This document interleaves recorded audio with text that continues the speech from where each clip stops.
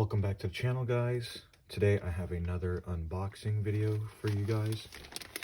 Here is a shirt from Out of Pocket Ali. If you haven't heard of him, definitely check him out. His humor popped up on my Instagram feed one day, and ever since I've been watching, I got hooked.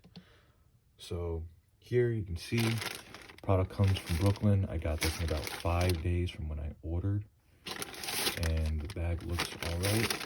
I'm gonna open up with my shears. So Ali is well known for his merch and his humor that talks about his 2-inch gang. You can surely interpret what that means, it's up to you. But I got a black long sleeve because it's fall and gotta have long sleeves to work in the gym. I hate walking outside and it's cold. Here's the manufacturer's Lane 7, and I got a size medium. Overall, the shirt seems pretty soft.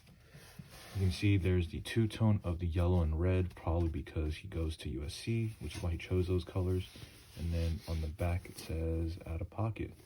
But overall, looks really cool, looks comfortable, and I'm excited to get wearing on this. Thank you for watching, guys. Please comment, like, subscribe, and let me know what you'd like to see next, and stay safe.